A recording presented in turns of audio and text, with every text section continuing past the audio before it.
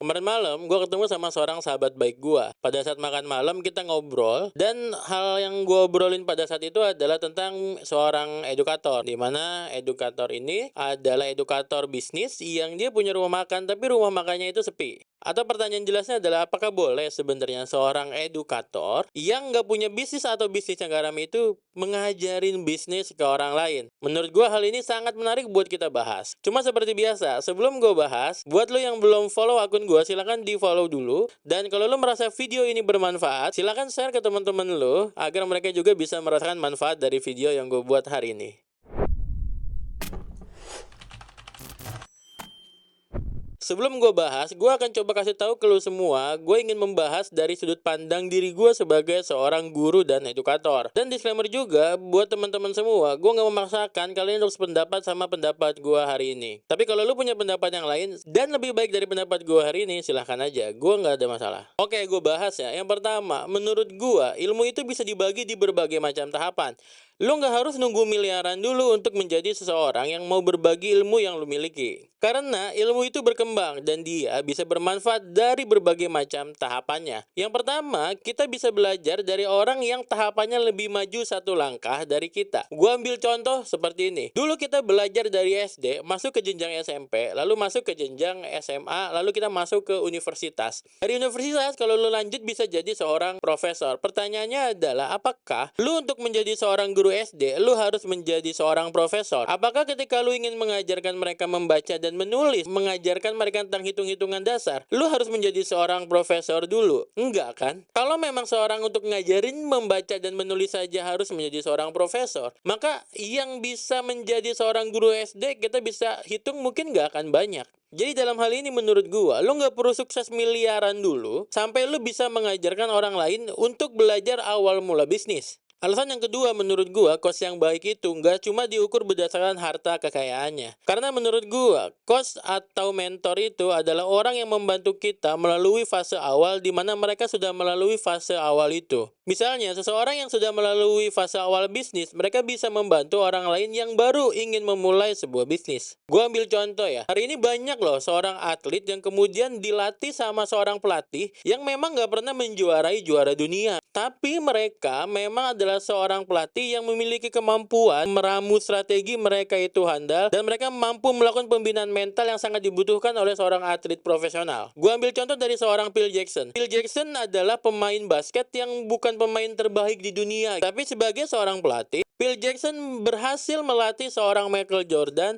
atau seorang Kobe Bryant menjadi seorang pebasket yang handal di dunia. Hal lain yang lo harus ingat adalah setiap orang itu memiliki keahlian dan kemampuan yang berbeda dalam berbagai macam jenis keilmuan. Menjalankan bisnis dan mengajarkan bisnis itu adalah dua hal yang berbeda. Ada orang yang jago jualan tapi dia nggak jago ngajarin orang berbisnis. Tapi ada orang yang jago ngajarin orang berbisnis tapi dia nggak jago jualan. Itulah yang gue maksud bahwa setiap orang memiliki keahlian dan keilmuan yang berbeda-beda. Ilmu itu bisa dibagikan walau lu belum berada di sebuah puncak. Seorang guru matematika nggak perlu lagi menjadi ilmuwan NASA untuk hanya sekedar mengajarkan aljabar kepada anak SD. Seorang pelatih sepak bola nggak perlu menjadi juara dunia dulu untuk melatih sebuah klub sepak bola. Dan seorang edukator bisnis nggak perlu menjadi seorang pebisnis dengan omset miliaran hanya untuk sekedar berbagi insight tentang bisnis. Gue ambil contoh lain, misalkan Simon Sinek. Dia adalah pengarang buku yang banyak bukunya itu bestseller. Dia mengajarkan tentang kepemimpinan. Apakah dia hari ini menjabat sebagai CEO dari perusahaan besar? Enggak. Bahkan seorang Napoleon Hill menulis buku Think and Grow Rich, dia itu melakukan metode wawancara kepada orang-orang yang sudah sukses. Padahal dia itu bukan pebisnis sukses loh. Karena menurut gua, orang yang bisa melihat kekurangan dan potensi orang lain, kadang mereka itulah yang lebih hebat dalam mengajarkan kepada orang lain dibanding mereka yang menjalankan bisnis sendiri. Alasan yang ketiga, membantu orang lain itu juga bagian dari proses belajar. Dulu ketika gue menjadi guru, ketika lu mau belajar, mengajarlah. Dan ketika lu mengajar, belajarlah.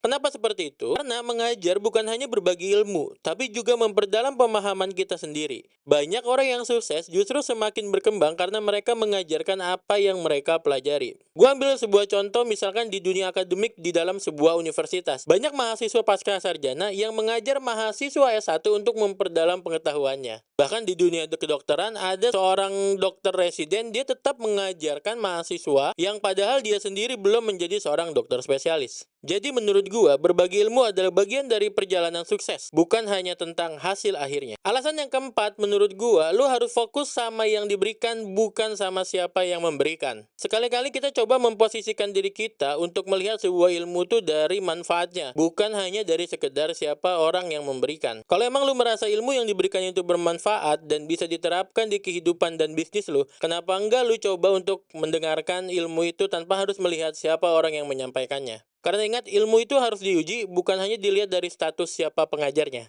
Gue ambil contoh misalkan, seorang guru ekonomi nggak perlu menjadi seorang pebisnis yang sukses hanya untuk sekedar mengajarkan teori tentang ekonomi. Jadi menurut gue, kalau memang ilmunya bermanfaat dan bisa diterapkan, kenapa kita harus mempertanyakan siapa yang menyampaikannya? Jadi kesimpulan yang ingin gue sampaikan adalah, lu tetap bisa berbagi ilmu kepada orang lain sesuai dengan jenjang dan tahapan yang sudah lu lalui. Kalau semua orang harus sukses miliaran dulu untuk mengajarkan kepada seorang pemula, siapa yang mau ngajarin mereka? Ingat, ilmu itu bukan cuma buat orang kaya. Karena menurut gua, banyak guru dan mentor yang sukses ketika mereka mengajar. Dan menurut gua, mengajar dan sukses itu adalah dua hal yang bisa berjalan secara beriringan. Begitu penjelasan dari gua. Kalau lu setuju dan tidak setuju atau ada hal yang ingin lu komentarin, silakan komen di bawah ini. Dan kalau lu suka, silakan like. Dan kalau lu merasa video ini bermanfaat, silakan share ke teman-teman lu agar mereka bisa merasakan manfaatnya. Terima kasih.